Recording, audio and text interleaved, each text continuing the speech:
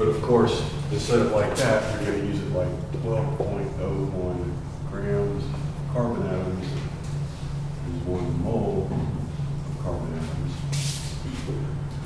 So you're going to use that, and you're going to go to 26.3 grams of carbon.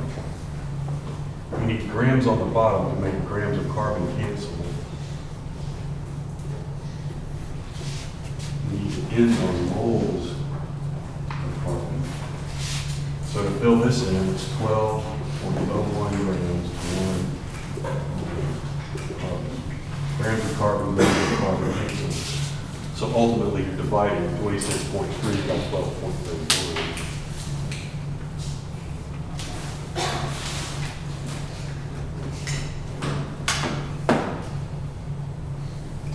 26.3 divided by 12.01.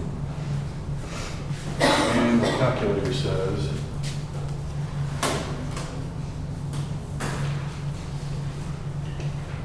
95. But we're keeping 3 significant figures, 4. That's exact, that's exact. So it's that and that we look at for significant figures. So we end up with 3. The 9 rounds to 8, so it's 2.19. Which is 2.19. This should be a review. So you're given grams and you're asked for moles. You might be given moles and asked for grams.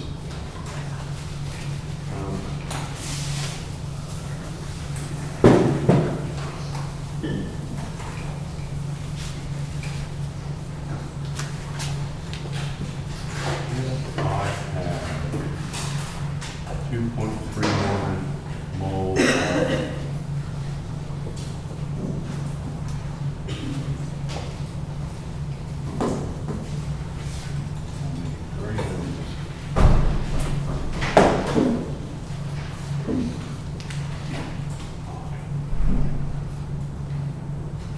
Again, you're going to need to look at the periodic table for nitrogen.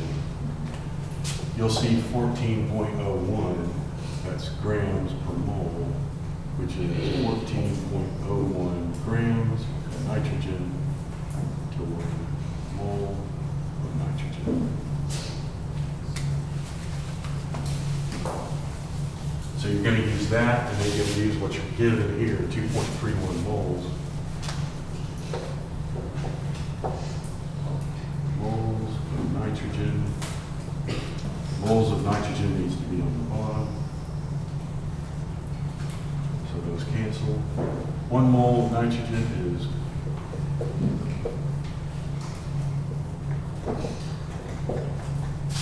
so ultimately, that's exact. Ultimately, you're just multiplying across. The moles of nitrogen cancel. 2.31 times 14.01. Calculator says 32. That's what my calculator gives me. 4 significant figures, 3 significant figures. I'm keeping those. The 6 rounds to 3. Moles of nitrogen, moles of nitrogen. We end in grams of nitrogen. And it's 32.4.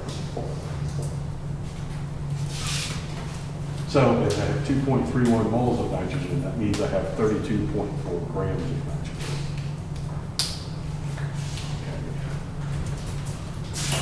So those are the 2 different ways you can get that question.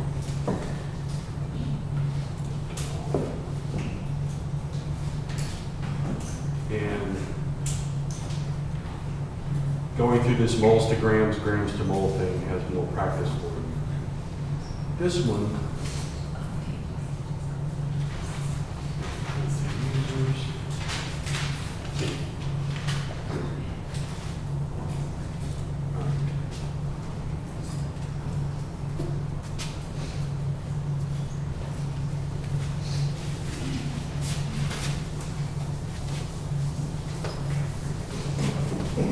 I think I harped on this in class. If I didn't, I'm going to do it again. Let me write a question here.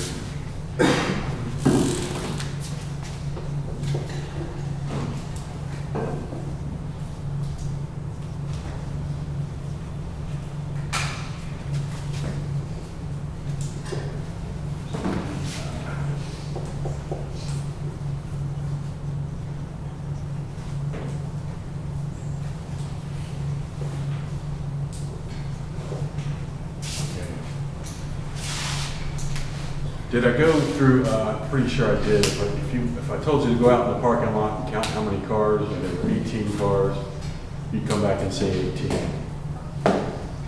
If I said go out in the parking lot and count how many dozen cars, you'd come back and say 145 dozen. The first question was, go out in the parking lot and count how many cars are there. I didn't say how many dozen, I didn't say how many score, I said how many cars. How many carbon atoms? It doesn't say how many grams, it doesn't say how many moles, it doesn't say how many dozen, it doesn't have a unit there. When that unit is missing, that's when you know that that number is going to show up. And specifically, it's not on the periodic table, it's just a number you know. I don't mind giving you that on the test. 1 mole of anything is 6.022 10 to the 23rd. And that's where the unit is missing. In this case, we're talking about carbon atoms. So what we need is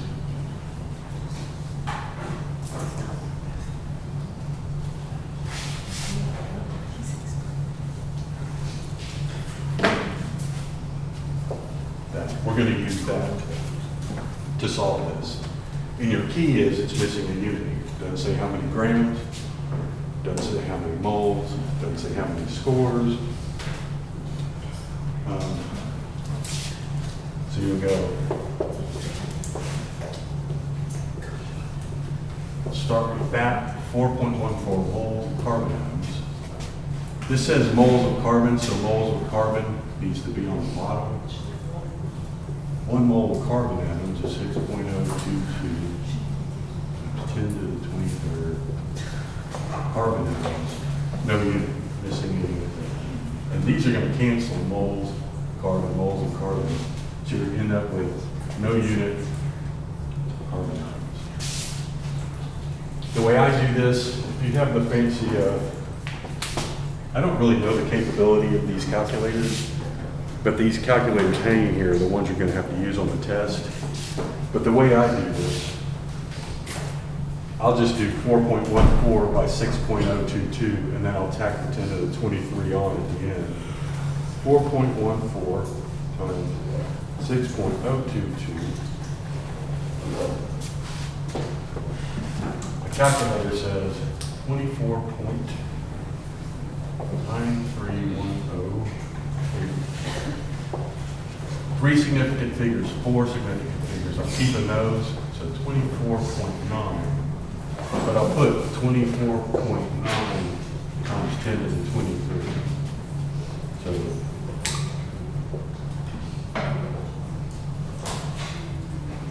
that's how many carbon atoms are in 4.14 moles of carbon atoms. If you wanted that in scientific notation, we need to move the decimal back 1. So I'll go times 10 to the -1 times 10 to the 1. Those together equal 1, so that makes sure I don't change the value of this. And if I swap these two,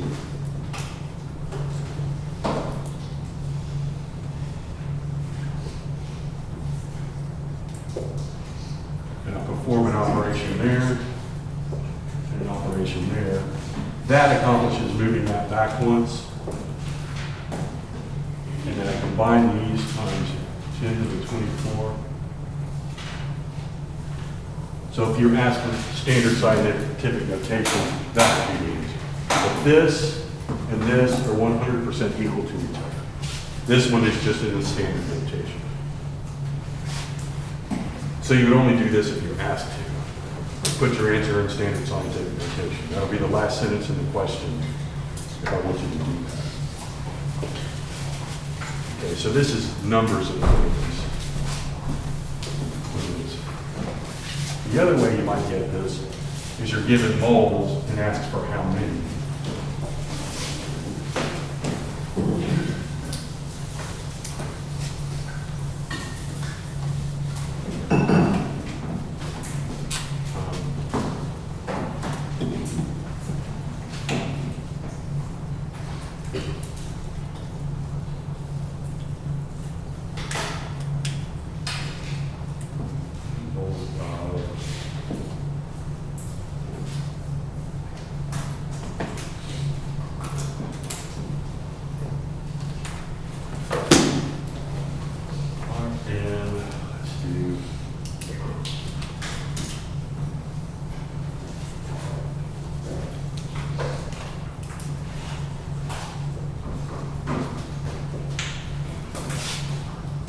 how many moles there's a unit of nitrogen atoms are in this many nitrogen atoms.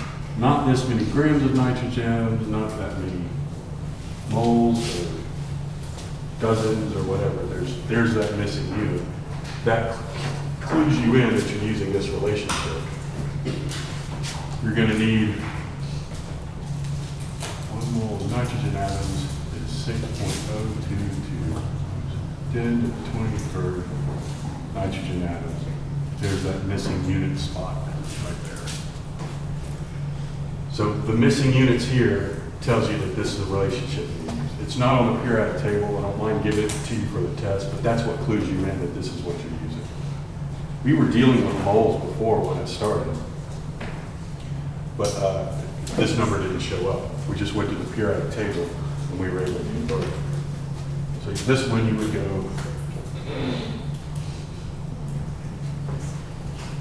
nitrogen atoms, missing unit. Missing unit nitrogen atoms needs to be on the bottom, so that's going to be on the bottom.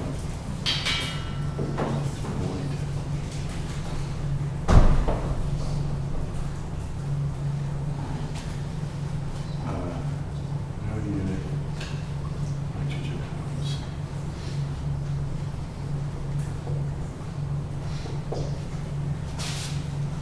The way I would do this is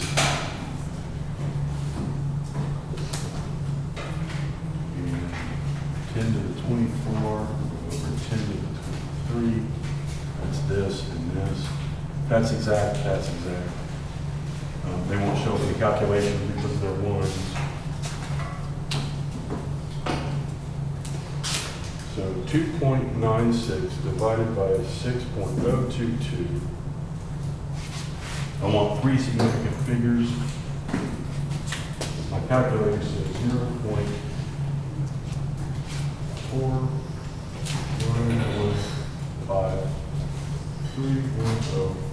0.4115288. And a few more. 3, 4, those 3, the 5 rounds to 1. So that's the answer to that part. The power of 10 here, if I move this up to the top and make it 10 to the 24 times 10 to the 23, it's going to be times 10 to the negative 3 over 1. So if I move the 10 to the 23 up here, it becomes negative 10 to the 23. 24 minus 23 equals 10 to the 1. So times 10 to the 1. The blank nitrogen cancel. We end in moles of nitrogen. That's 100% correct. Yes. Is 4.92 moles the same thing as that? If you just say 4.92 moles of nitrogen? Are you saying you would go ahead and apply this? Yeah, you could. I was about to do that. You could get rid of this power. That's still 100% correct, unless you're asked to put it in standard scientific notation. Not times 10 to the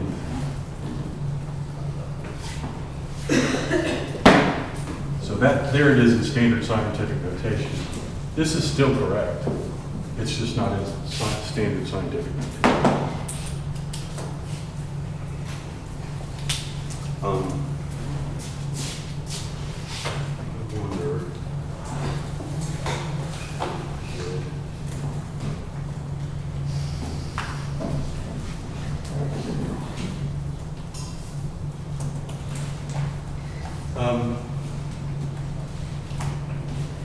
Did we do formula mass? Yes. We did? Yeah. Let me review that real quick. I wonder if I even did a quiz on that.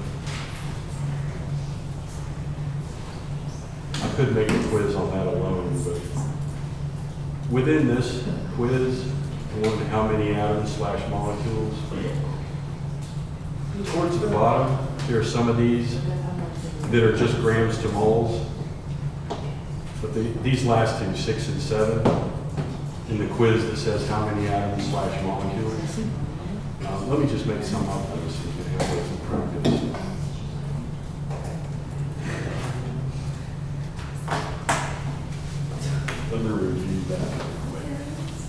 This works with ionic compounds or molecular compounds.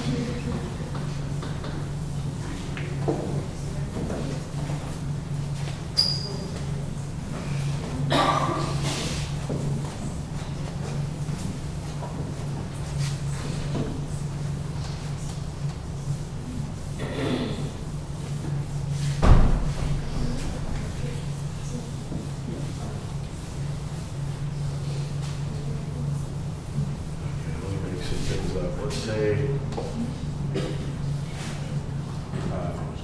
Yes. covalent compound, Did John he was giving out food and water? ionic compound, They like put some food. Six. You see when that's the water, you had to be pushing.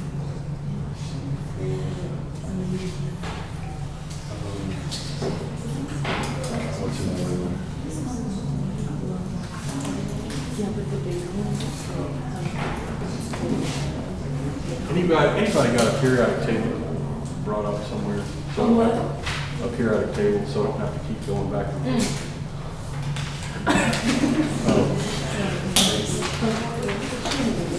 So phosphorus is grams per mole. Chlorine is 35.45. Iron is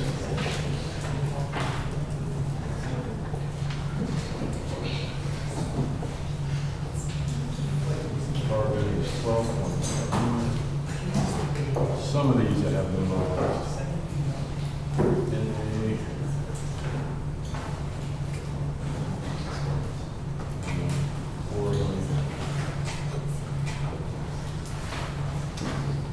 So in the same way that you can get grams per mole for individual atoms, you can get the grams per mole of formula.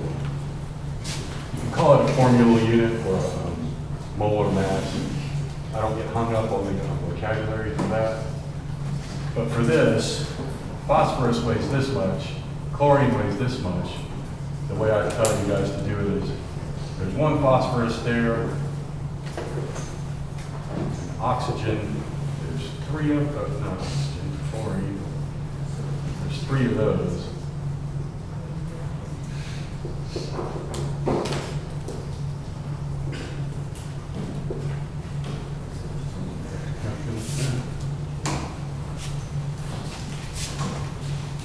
Times 3.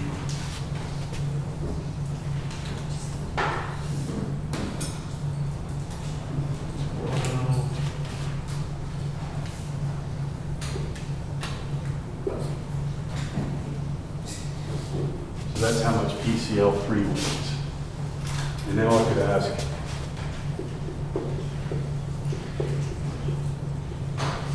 I have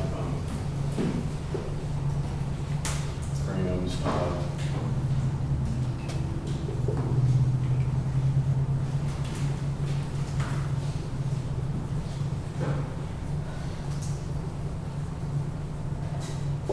if you got that question, the first thing you have to do is pull out your periodic table and calculate that.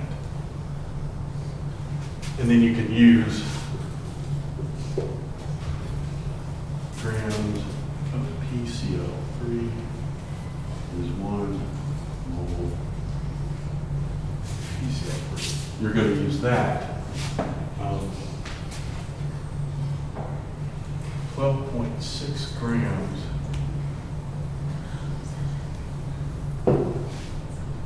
This in the way down. I need grams of PCl3 on the bottom, so this goes on the bottom.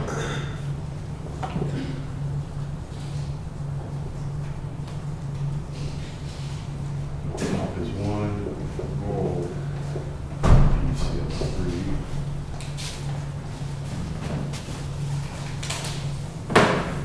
And that'll do it.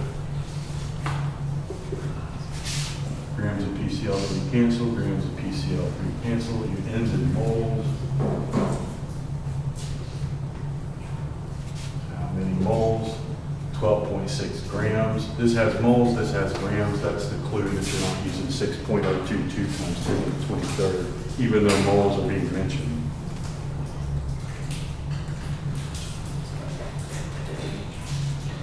So here it's 12.6 divided by 137.32. The calculator says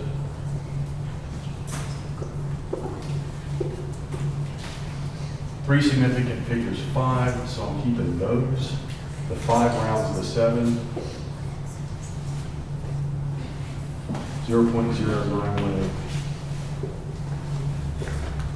That's 100% correct. It's not in standard scientific notation. The formal way I would use standard scientific notation, 0.0918. I need to move it forward twice, so times 10 to the 2 times 10 to the minus 2.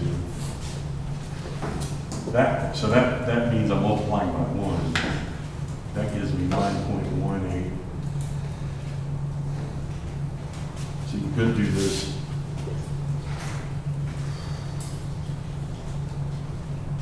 times 10 to the 2.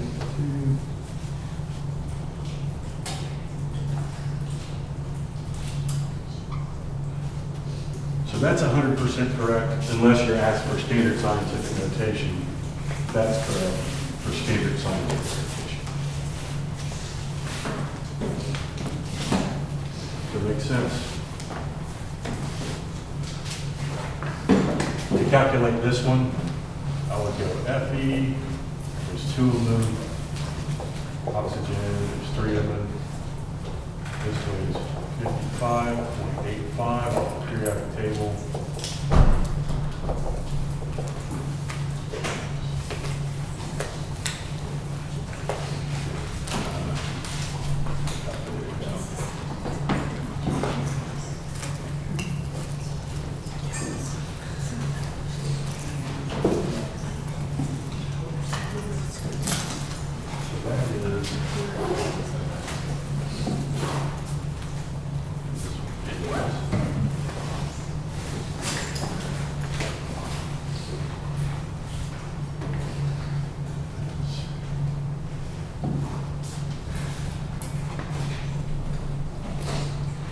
That number is exact, and that number is exact.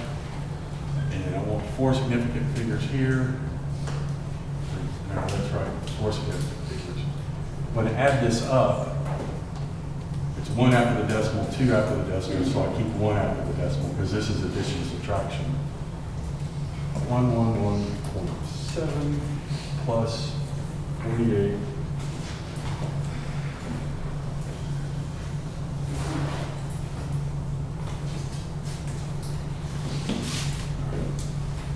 So let's use that. And this time, instead of giving you grams, I'll give you moles. So this time I'll say,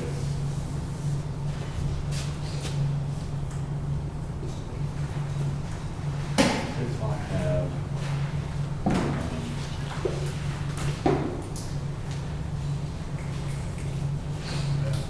Fe2O3,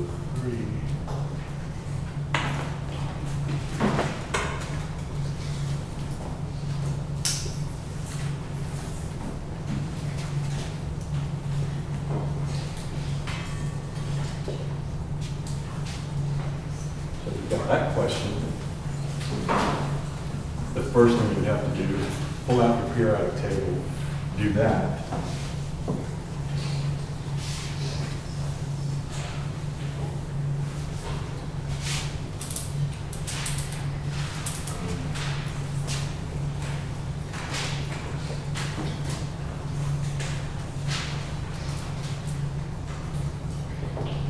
We'll formally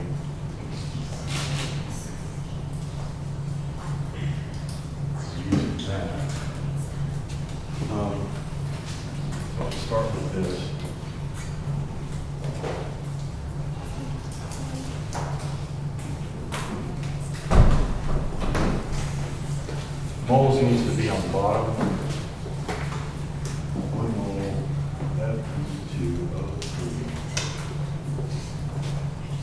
159.7.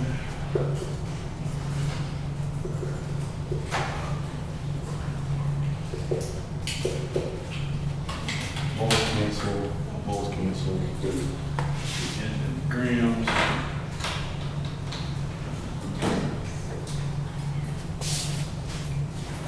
We'll do 4 significant figures this time. 2.313 times 1.157. The ones are exact. My calculator says 369.3861. Keep 4. The 8 rounds to 3. So that's the number I get, 369.4. Or grams.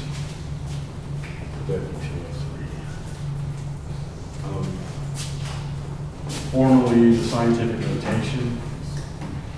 I'll go times 10 to the negative 2. That means the decimal twice this way. So I've got to go times 10 to the 2 in order to not change the value. If I apply that, I get 3.694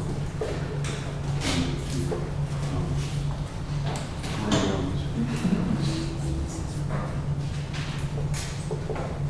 So that's 100% correct, unless you're asked for scientific notation, standard scientific notation. There it is in standard scientific notation. These are exactly equal to each other.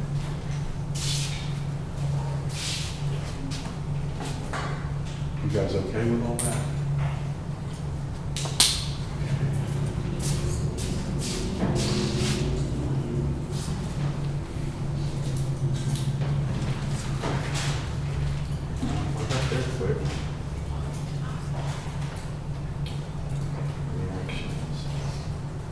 Instead of using those, let me go to the book. Grab some stuff out of there so we can use those for practice.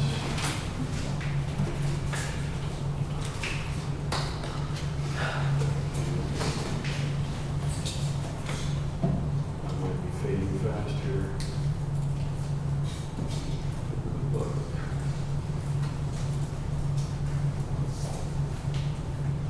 So I'm going to start on reactions a little bit.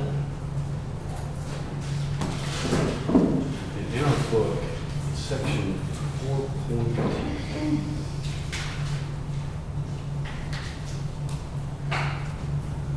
Section 7. The basics on reaction are 7.4.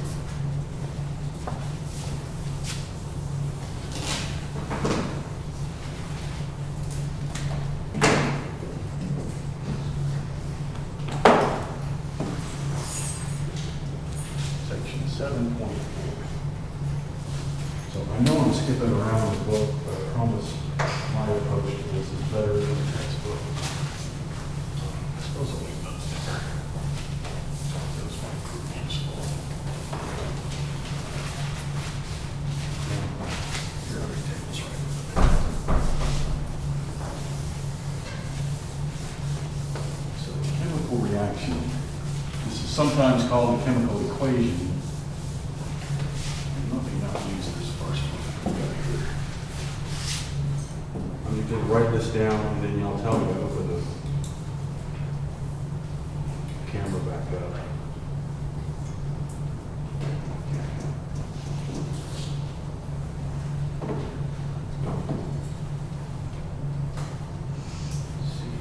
C8H18.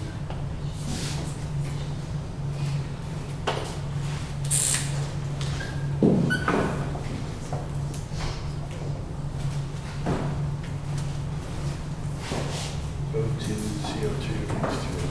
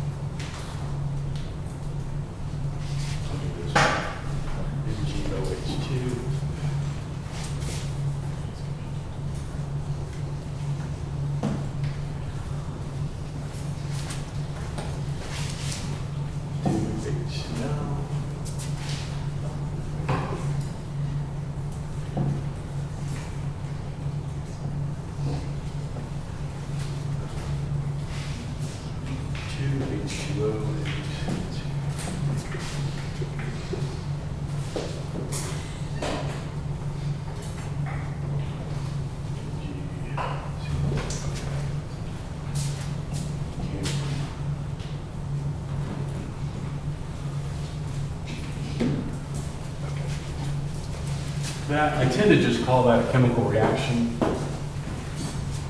More formally, it's called a chemical equation. But note, what this is showing you is a summary form of 6 different relationships.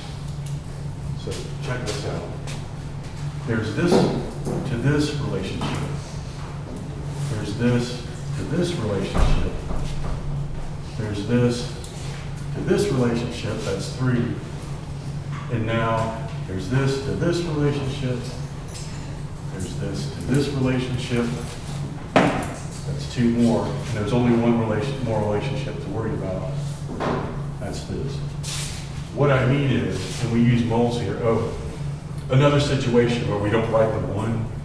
This means one of these, and this means one of these. But we don't write that. But realize if there's not a coefficient there, it means 1. But here are these 6 relationships. We'll use moles. 1 mole MgOH2 to 2 moles of HCl.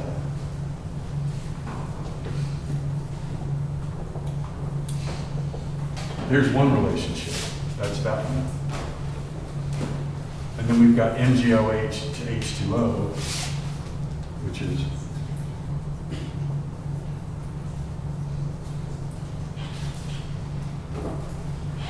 2 moles.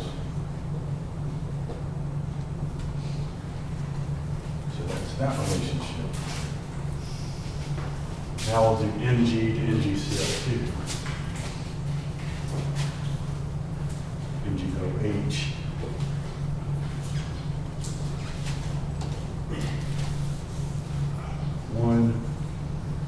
One mole of MgOH2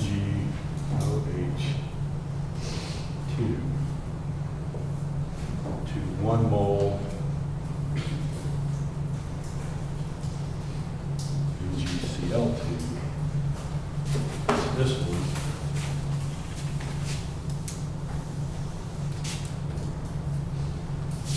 All right, I've got 3 more to write down. I've got HCl to H2O.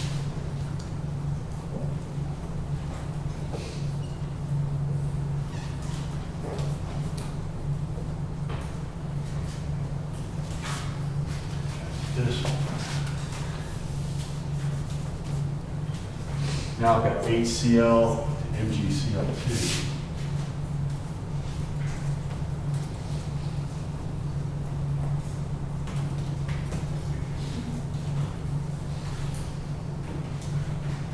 MgCl2, 1.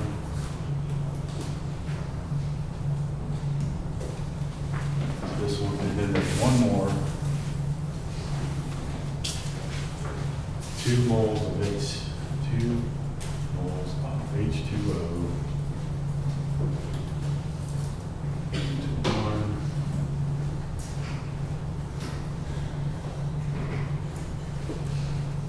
This chemical equation / chemical reaction is a summary form expressing these 6 relationships.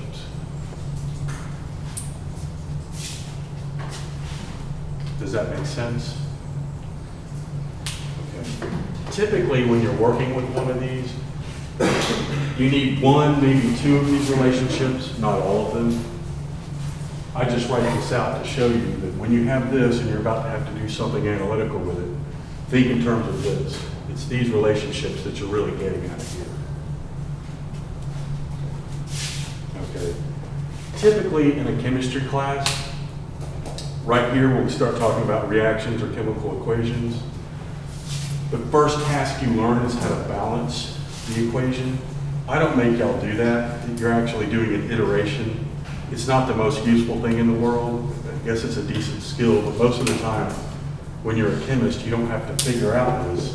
These are very standard things that you can look up and you just need to work with them. But here's what I mean by balancing. You might be handed that and told to balance it. I'm not going to have y'all do that. Maybe towards the end of the semester, just as an exercise, I'll have you do some balancing. But you would tinker with it a while to figure out that a 2 needs to be here and a 2 needs to be here, and then it's balanced. Here's what I mean by balance. Over here we have Mg and we have two OHs, OH and OH. Here we have two HCl's, an H and a Cl and an H and a Cl. There's two there, so I've got two of those. There's a one here, so I've only got one of these. Mg and OH and OH. Here I've got two HCl's, HCl and an HCl. Here I've got two H2Os. I'll write this as HHO, HHO. So there's the two of those. And I have one of these, MgCl and Cl. See what I've done? I've just split them all out of the formulas. And if there's a coefficient there, I've made two of them. The idea of balancing is, I have one Mg on this side, I have one Mg on this side. I have two oxygens on this side, I have two oxygens on this side. I have four hydrogens on this side. I have four hydrogens on this side. Two Cls there. Everything's accounted for. That's basically what you're doing when you go, okay, I need a 2 here, and I need a 2 here. That'll make it balanced. If I didn't have a 2 here and I just had one HCl, and if I didn't have a 2 here, I just had one HHO, then there would be more atoms on one side than the other. So this is what we mean by balance. There's as many Mgs on this side as there are that side. There's as many oxygens on this side as there are on that side. That's what balanced means. So are they always going to have balanced equations? Yes. I will give you the balanced equation, just be able to work with it. Okay. I think balancing equations is just a superfluous thing that they can do. Balancing an equation is, there is an analytical way to solve a balancing equation, but it involves matrix algebra, and that's just way too much of a long walk. The beginning of this class, when we did the math stuff, we'd have to learn some matrix algebra. Instead of using matrix algebra, balancing an equation, you iterate your way towards the answer, and if you kind of go off in the wrong direction, you have to start over and try again. And it's just kind of a painful process that I don't think really teaches you anything. What I want you to realize is, well, I want you to realize what balance means. Sometimes textbooks will say, this is an example of matter is neither created nor destroyed. All the atoms over here have to show up over here. No new atoms can show up. All the atoms that are over here have to show up over here. None of them can disappear in the process. So think in terms of these relationships. And here's the type of question you look at. You're given the balanced equation, and you're asked,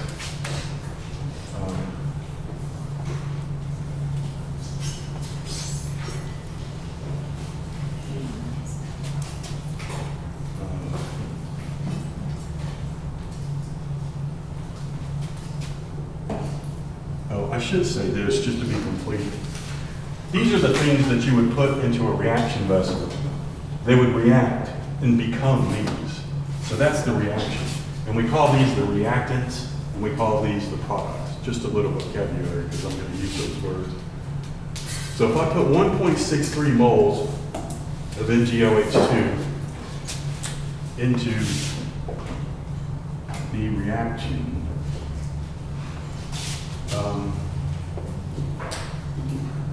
notice I could say, how many moles of HCl do I need for the reaction to go to completion? I could also say, how many moles of H2O would be produced. I could also say, how many moles of NgCl2 would be produced. Let me just go with H2O. If I put 1.63 moles of NgOH2 into the reaction, how many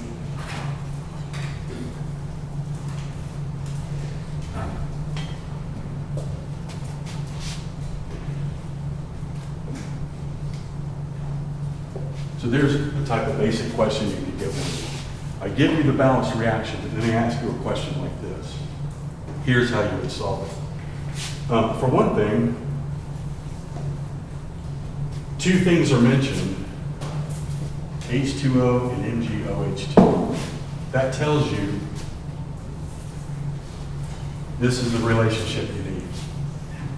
All the other five aren't needed here. That's the only relationship you need. And what you would do is go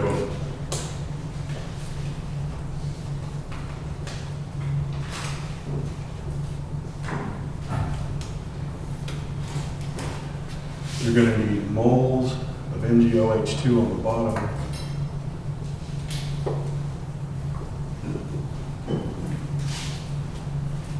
And on top is moles of H2O. And the numbers are 2 for H2O and 1 for MgOH2. That'll do it. Moles of MgOH2 cancel, moles of MgOH2 cancel. How many moles of H2O? That's what we're left with. That's how you would solve it. And yeah, ultimately it comes down to 2 times 1.63. That's exact.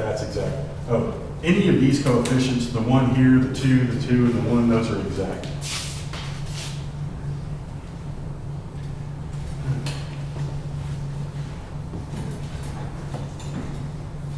I'm fading fast.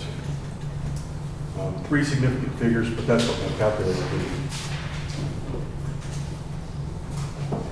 3.26 moles of H2O. So for a question like that, you find the relationship that you need in here. You don't have to write all 6 of these out. You can just find it. Once you find out the problem is MgOH2 and H2O, you just go, okay, that's the relationship I need. And you might need it like that, or you might need it flipped over depending on the way the question was asked. You with me? Questions? Let me get some water.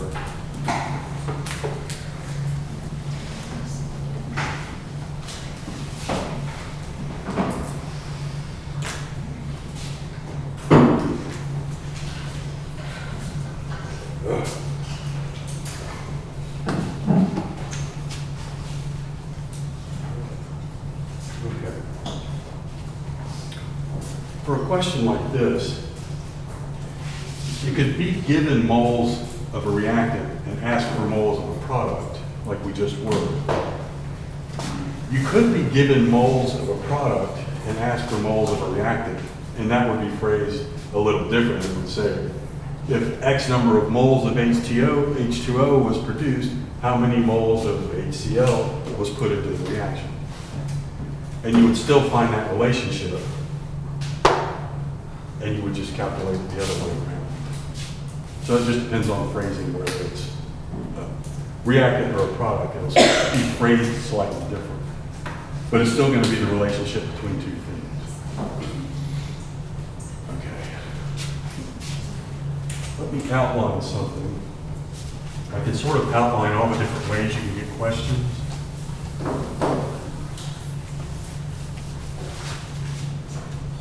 Let's see.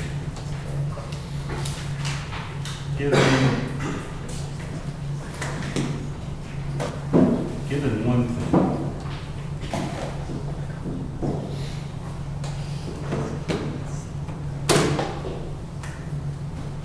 I say thing, but I mean compound. I mean, for this verbiage, I mean, that's a thing, and that's a thing, and that's a thing. I could say compound instead of thing. Given moles of one thing, you're asked to give moles of another thing. That's what I just did. Given moles of one thing, how many moles of the other thing? Given 1.63 moles of this, how many moles of this? And one thing and the other thing are these two. One thing and the other thing. All right, you might be given, let me bring this first. You might be given grams of one thing and ask for moles of another thing. Or you might be given moles of one thing and ask for grams of another thing. One other way you might get this is grams of one thing, grams of the other. 4 different ways you might get a question like this. I just went through the moles to moles. Let me show you what grams to mole looks like. Using the same reaction,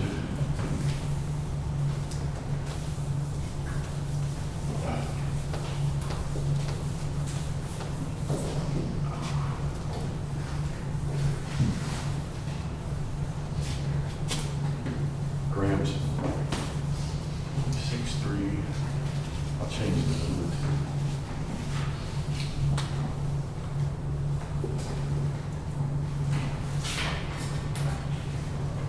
grams of, if I put, I'll do a reactive. Moles. So I'm doing this. Given grams, how many moles of H2O? So that's a bit different in that you're given grams this time. You're still asked to come up with moles, but you're starting with grams this time.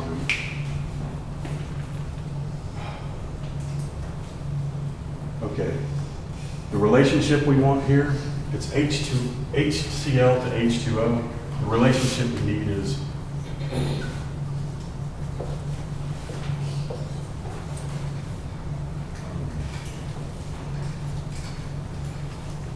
and if you look at that and you're thinking, couldn't you do 1 mole of HCl to 1 mole of H2O?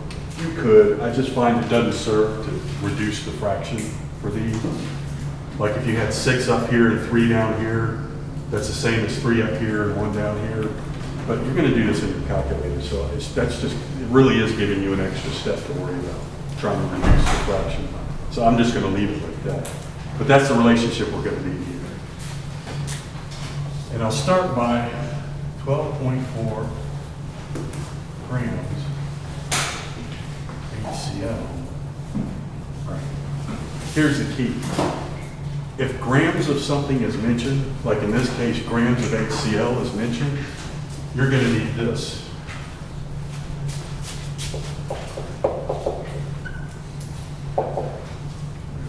There's one of each. 1.01 off the periodic table. Chlorine is 35.45.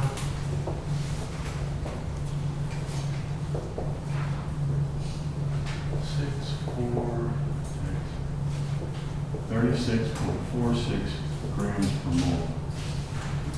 HCl is 36.46 grams per mole. I did it quick, but that's just that formula. You see what I did up there on the right? And of course, I like writing it this way. Grams of HCl.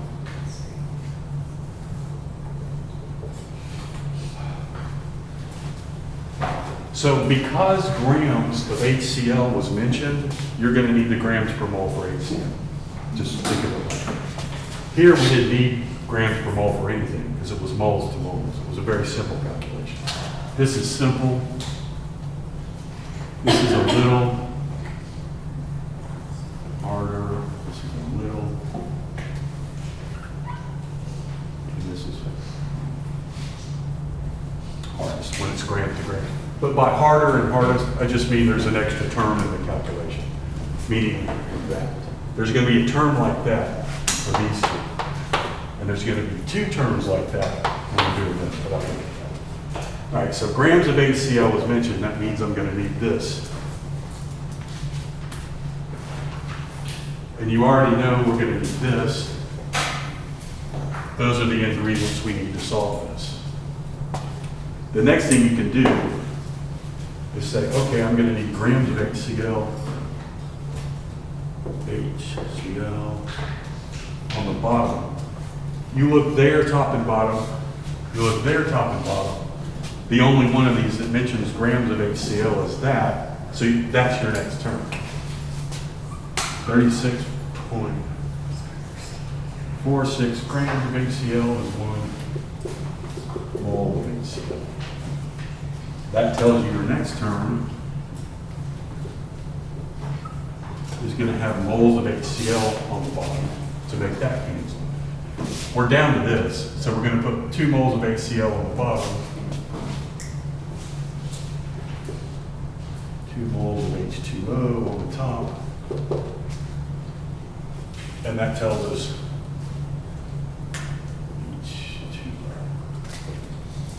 that's how you solve that. And if you get it this way, it's very similar. I'll do that next.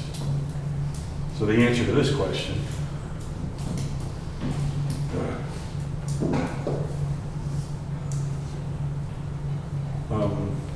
12.4 times 2 divided by 36.46 divided by 2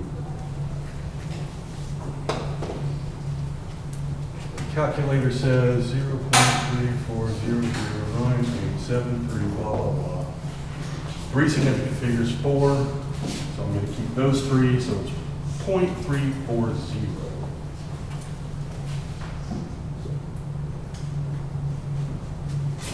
That's the answer to that question. It's not scientific sort of notation, but it's 100% correct unless you're asked for scientific notation.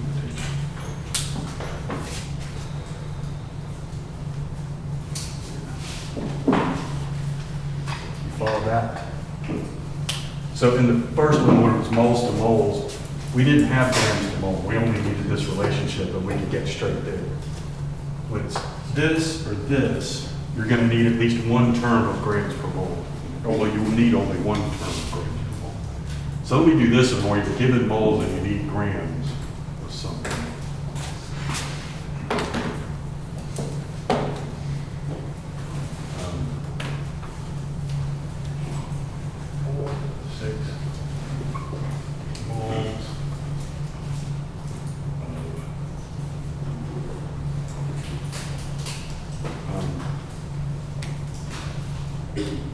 Let me turn this around for a different phrasing.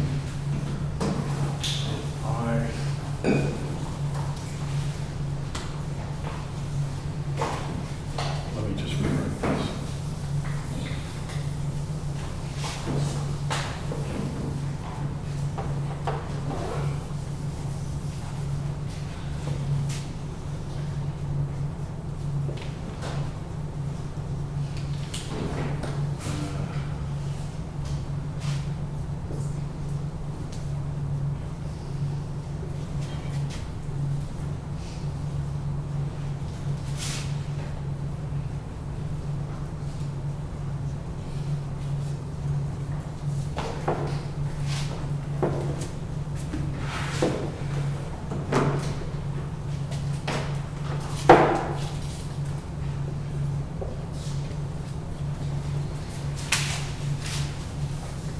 So the phrasing is different, but the logic is completely the same. You're given moles and asked for grams between two different things. So if the reaction produces 6.3 moles of that,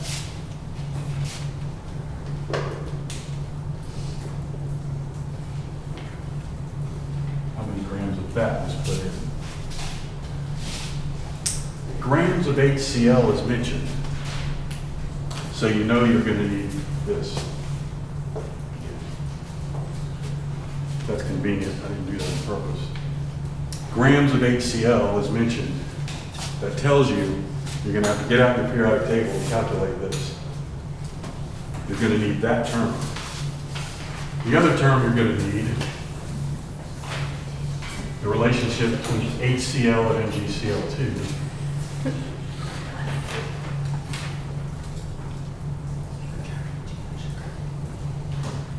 One mole, 2 moles of HCl to 1 mole of MgCl2. So those are the two terms you're going to need to solve this. And you'll start again by 6.3 moles.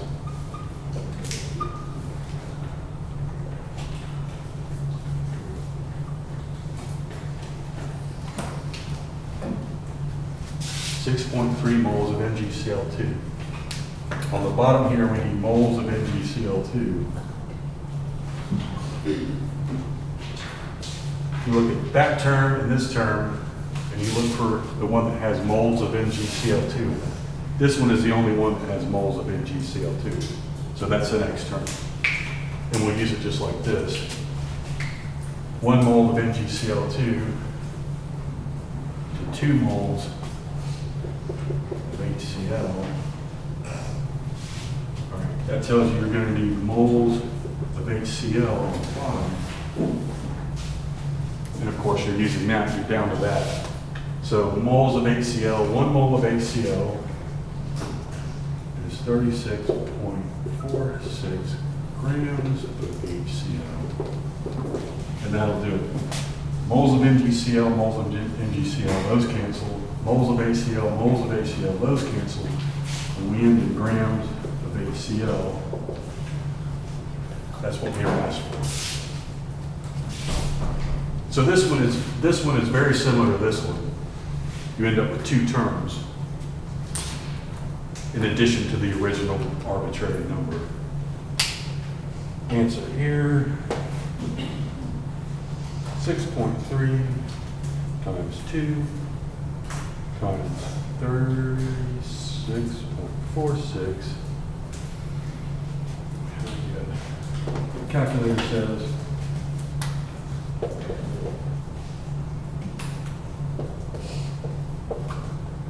I'm keeping two significant figures because of this.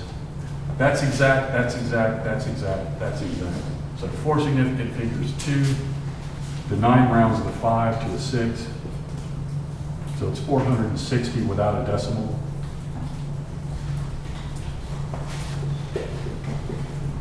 That's the answer to that.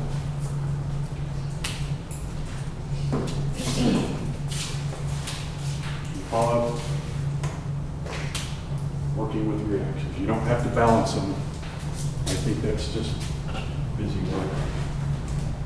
All right, here's the last one we do. And I'll just tell you now, you're going to need the grams per mole of both things for this, because grams of both are mentioned. If the reaction produces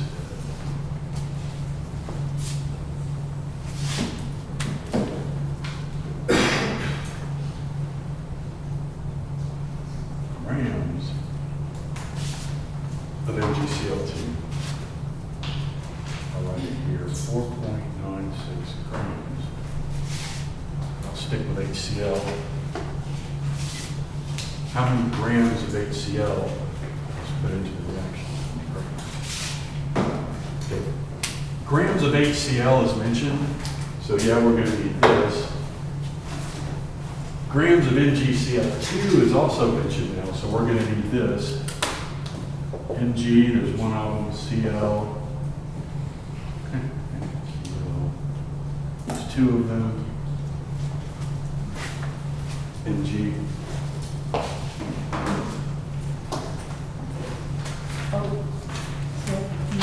Mg 24.31.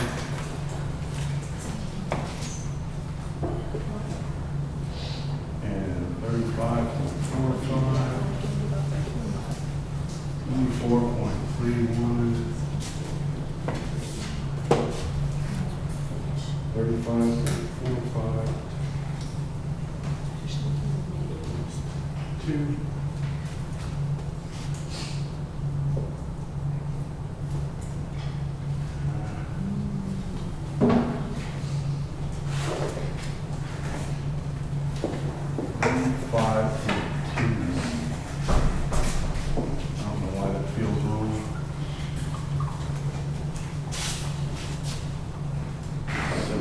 That's right. 24.31. 1, 9, 10, 12, 4, 5. All right, all seems correct.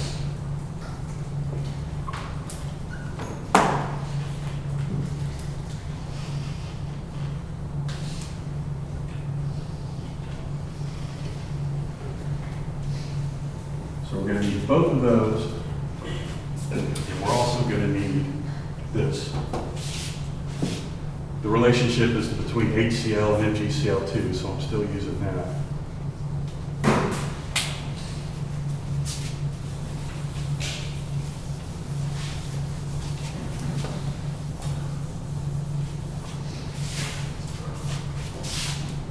Okay, you start with this,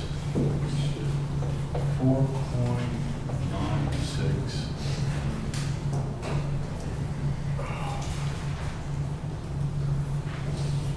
Grams of MgCl2. MgCl2. Between this, and this, only one of them mentions grams of MgCl2. This is the only one that mentions grams of MgCl2. So this is our next use.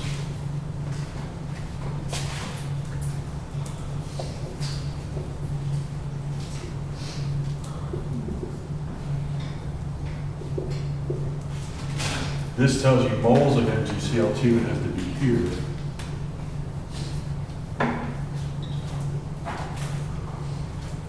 We already used this, only one of these between this one and this one that are left mentions moles of NGCL2. It's this one, so this is our next term. This will go above 2 moles HCl goes on top. So we've used that, and now we're down to the last one. We use moles of HCl on the bottom.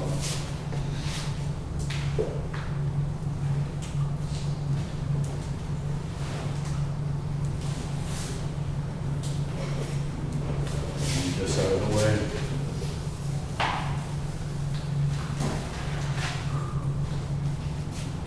Going to need moles of HCl on the bottom. Moles of HCl, moles of HCl. So the way I'm going to use that is 1 mole of HCl is 36.46 grams of HCl. So it's a longer problem. Like I said, this one's the hardest just because there's no terms. You've got to get the grams per mole of both things.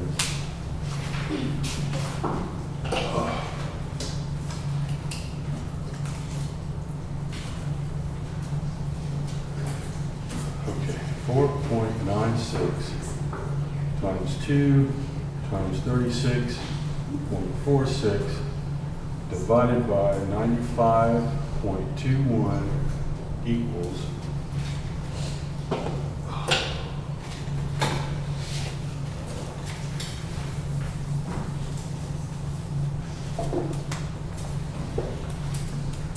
3.7987.942, and there's 1. 3 significant figures, 4, 3, that's exact, that's exact, that's exact, that's exact, that's exact. So 4, 4, and 3. So I'm keeping these, the 8 rounds to 9. 3.80 is what we get. The 9 rounds to 7. No, the 8 rounds to 9, which forces the 7 to go to 8.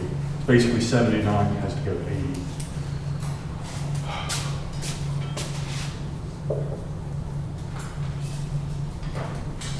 And that's the answer. Grams of NGCl, grams of NGCl2, moles of NGCl2, moles of NGCl2, moles of HCl, moles of HCl. We end on grams of HCl. And that's what we were asked for. So basically 4 different ways to get this question. And that's what's in that quiz that says reactions.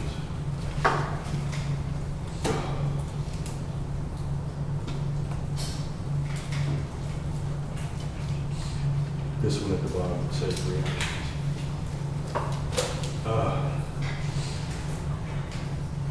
I'm going to try to push forward a little more. I don't know if we should take a break or just go until I collapse. I'm fading quick. We can do a break. Huh? Let's just keep going. Let's keep going. If we put that This is really the simplest way to get reaction.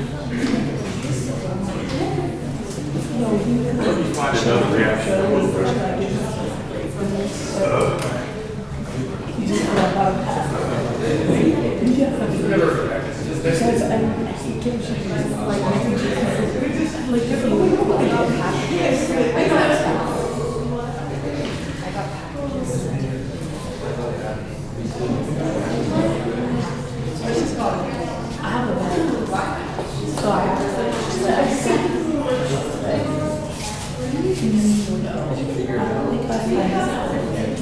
Yeah, I did it. It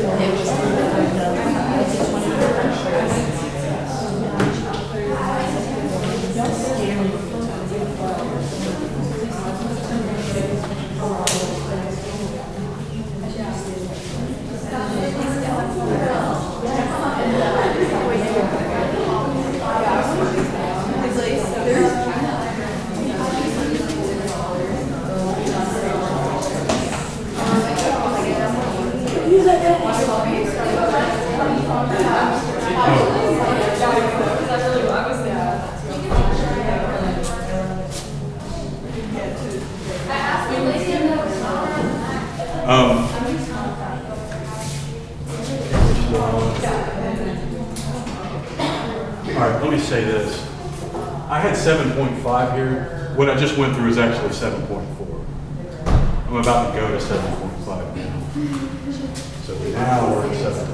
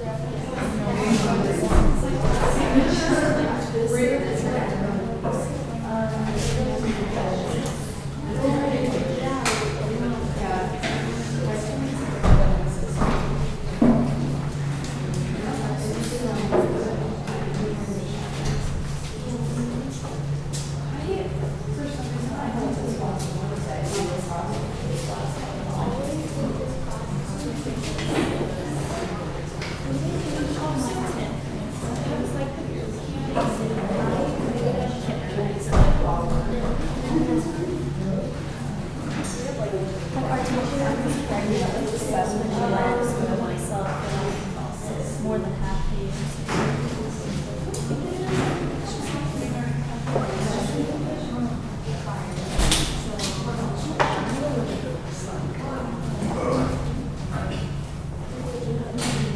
I felt great when I got here. Way quick.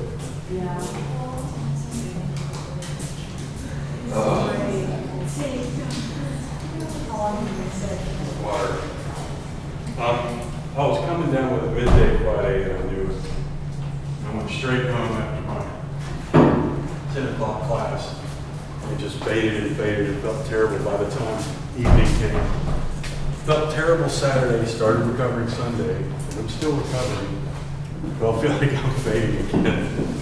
I felt good when I got here today. So, I guess we need to break it.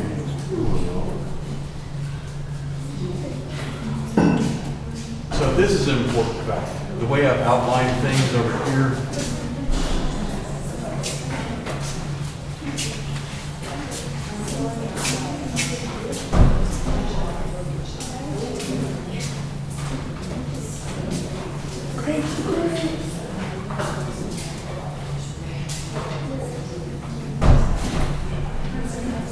Okay. If this thing is a reactant and this thing is a product, we call the answer to the problem the theoretical yield. It's the theoretical yield of one of the products. Just to give you that quick vocabulary, because the idea of theoretical yield comes up here, but truthfully it already came up, I just didn't mention it. If you're given some amount, say moles of a reactant, and you're asked for moles of a product, that's a theoretical yield in moles of that product. The yield means the product. Reactants aren't yields, products are yields. You yield a certain amount from the reaction. If you're given grams of a reactant and asked for moles of the product, those moles of the product are the theoretical yield for the reaction for that product. If you're given moles of a reactant and asked for grams of a product, those grams that you find at the other end of the equal sign is the theoretical yield in grams of that product. And same here, if you're given grams of a reactant and asked for grams of a product, that's the theoretical yield of that product. So it's when this is a reactant and this is a product that we call it a theoretical yield. Okay, I'm going to use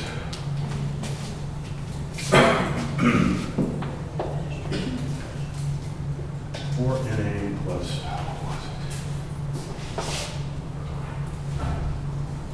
O2, 2Na.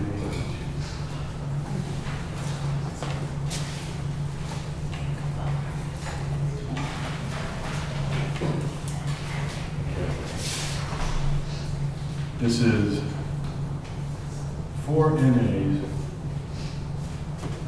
2 oxygens, makes 2 of these, NaO2, NaO2.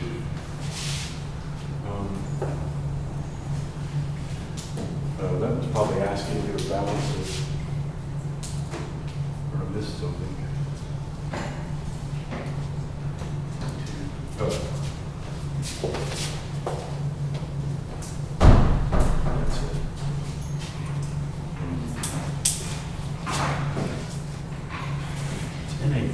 isn't it?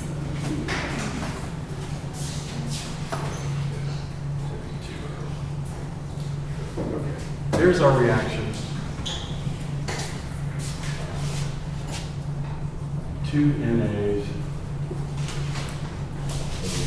2 NAs, 2 NAs, 2 more NAs, 2 more NAs, 2 oxygens, 2 oxygens, it's balanced. Like I said, I'll give it to you balanced, but just to reinforce what balanced means. So you're given this with the coefficients already there.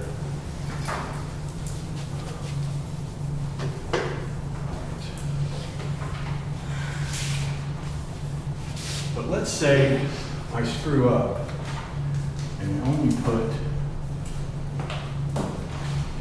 3 NAs in and 1 O2, and I'm trying to produce 2 of these. I've just got the atoms split out. So now I can go, okay, I've got 2 O2s, 2 O2, 3 NAs, 3 NAs, but I'm missing 1 more NA. I don't have enough of these. If I screw up and I do this reaction and I put in that much O2 and only 3 NAs instead of 4, I didn't put enough of this in. It's actually sensible to do one of them a little bit short, and the other one is kind of in excess compared to the other one. So I'll say it as if I screwed up, but we actually do this. It's sensible sometimes. But realize the problem. This reaction is going to go, what's actually going to happen is, well, the point is there's not enough of this to make this go all the way to completion. What happens is you partially form some of this, but you don't form all of it that you could, and you have some of this left over because there wasn't enough of this to react with it.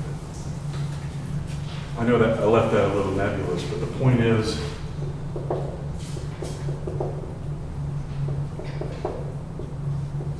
we call this limiting, we call this excess. So I'll describe this, because this is almost always done by grams, so I'll just stick to this. So let me give you a question, and I'll show you the calculation to find which one is limiting.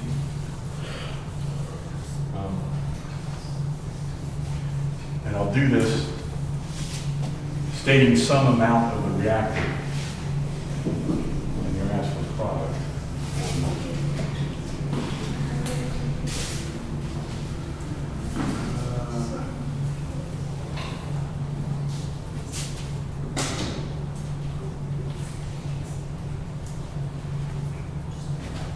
Maybe I better find one of the books so I don't make up something that's really off the wall.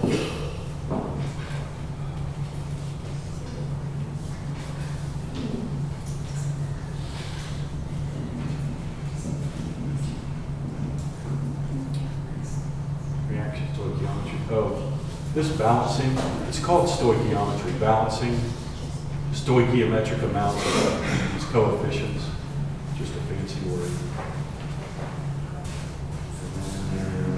Limiting reactant.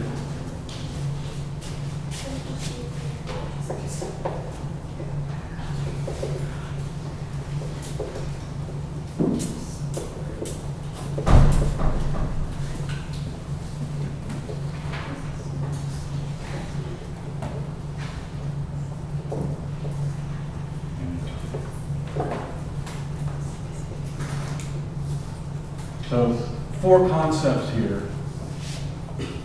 Calculating this is a long walk, I'll say, the calculating it. And essentially you do all this to discover this. But this, remember that this is easy and this is easy. So I'll get to those at the end. But I have to tell you about theoretical yield and the limiting. And I'm going to find one to be sure that I do something sensible.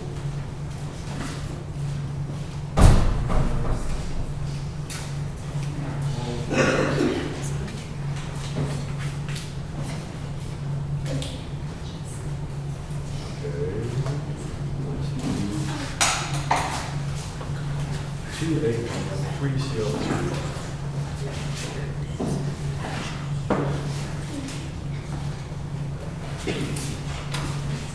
Three CO2.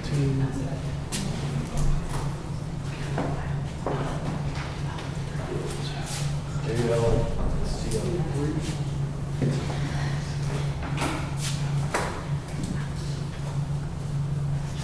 That. So a problem like this is going to tell you, I'll use D here, 7.5 grams of aluminum is put in. And chlorine, 24.8 grams. So a question like this, you're going to be given the amounts. It's almost always in grams, but it could be done in moles. But I'll stick to just the grams for now. So the problem tells you 7.5 grams of this was put in, 24.8 grams of CO2 was put in. The question is,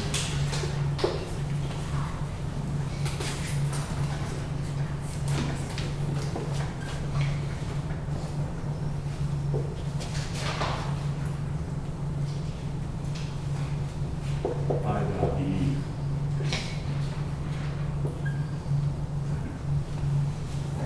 Now I can't spell.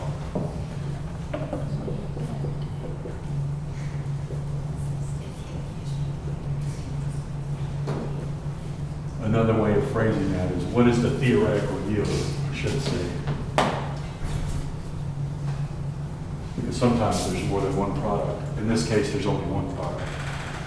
So essentially, how much AlCl3 is produced? Another way to say it is, what is the theoretical yield of AlCl3? You have to first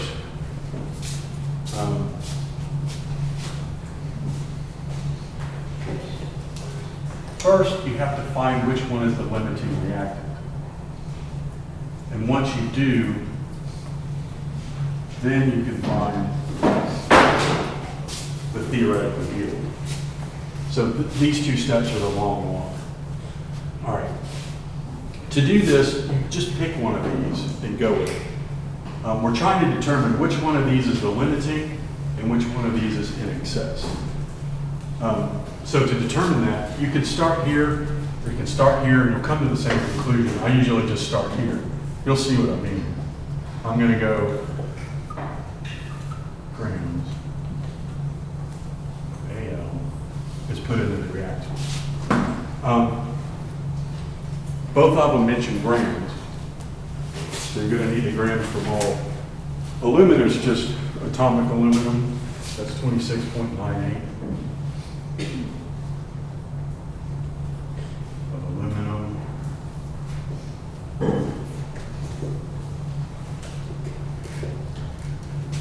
Then you're going to have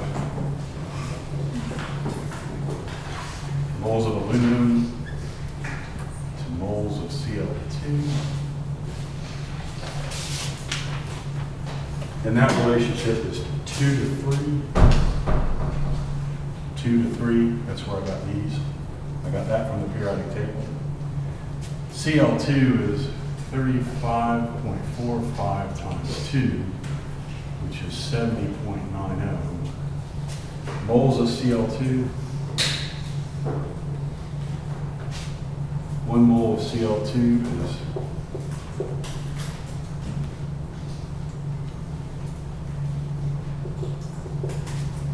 'Say,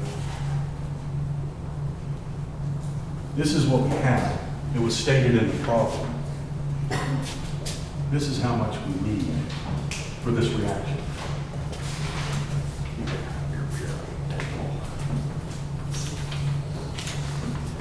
So you've got to go through this long walk. We'll calculate this out. 7.5 times 3 times 70.9 divided by 26.98 divided by 2, and the answer is, to two significant figures, my calculator says 29.56, blah, blah, blah, but keeping that 5 rounds to the 9, so it's 30.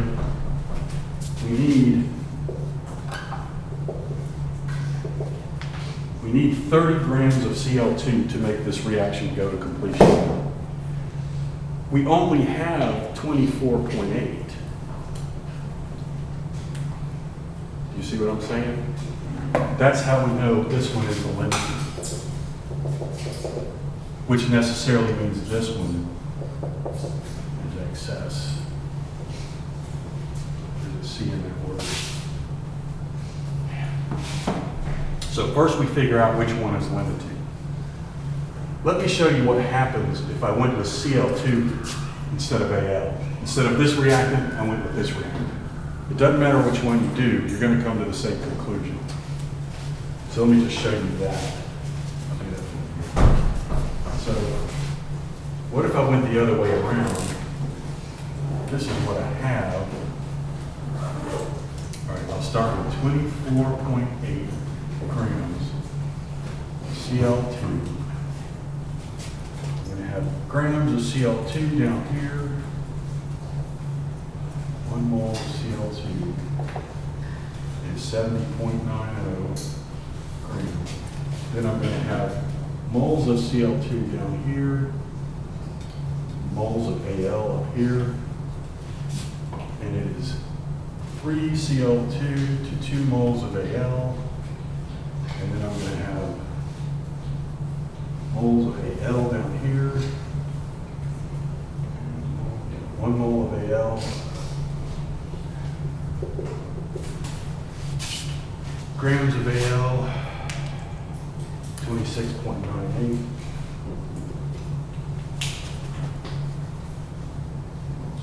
This is what we need. For this reaction to go to completion, we need this many grams of aluminum. 24.8 times 2 times 26.98 divided by 70.90 divided by 3. Here I'm doing 3 significant figures, and then I got 6.29.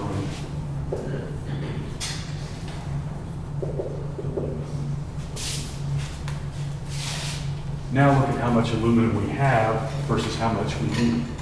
We have more than we need.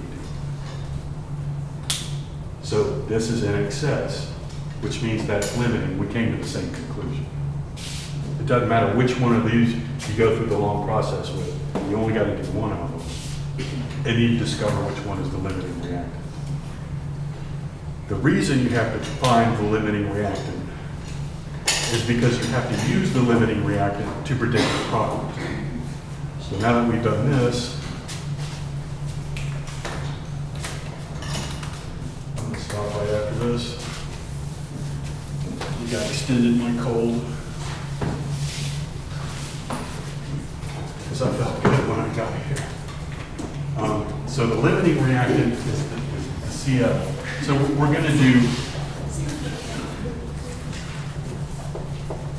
we need this relationship.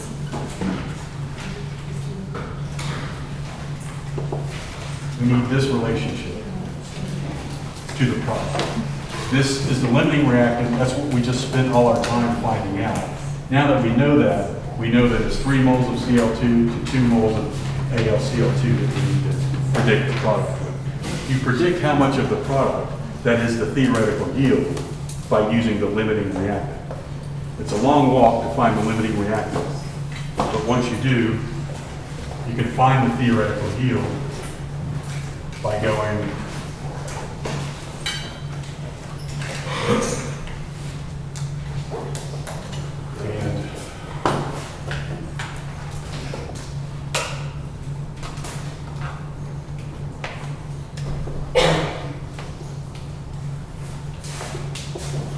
moles of Cl2 on the bottom. It's this 3 moles of Cl2 to 2.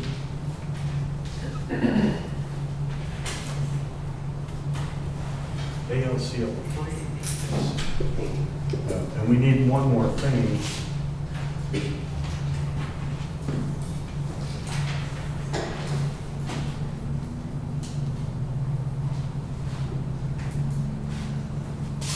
I need that. So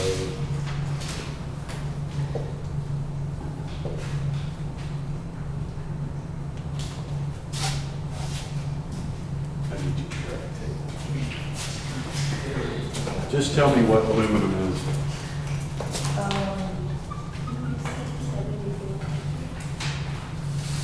55 something? For the mower mount? Aluminum, yeah. It's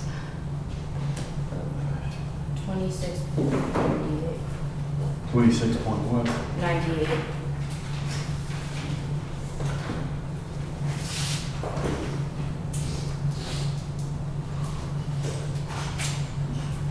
$35.45 times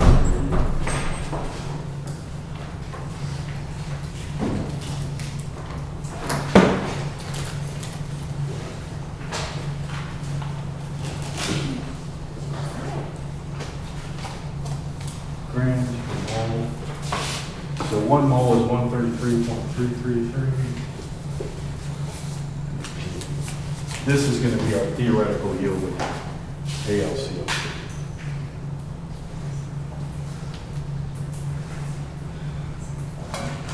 $24.8 times 2 times 133.33 divided by 70.9 divided by 3. Here's our theoretical yield.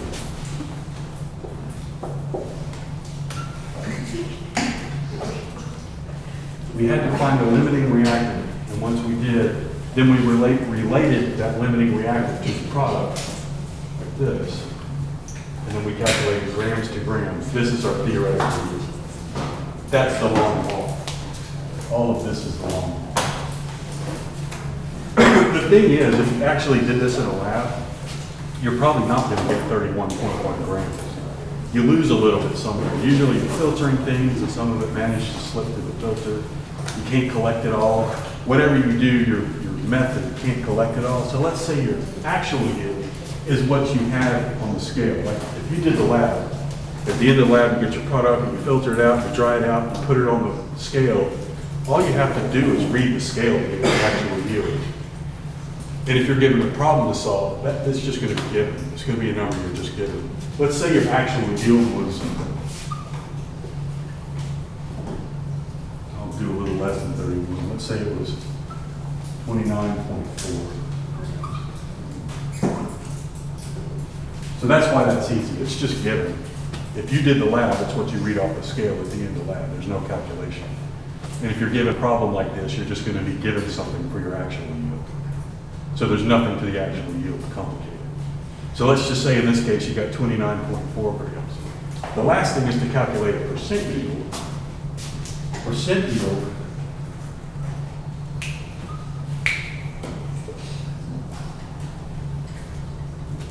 radical times 100. That gives you your percent yield. In this case, it's 29.4.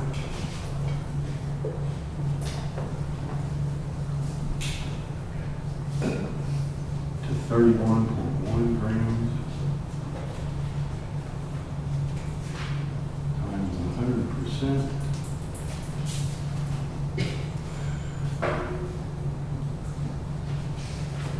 So 29.4 divided by 31.1 equals that times 100, and I've got, that's the percent yield. So percent yield is this simple calculation. Actual yield is something you were just given. The long walk is the limiting reactant and the theoretical yield.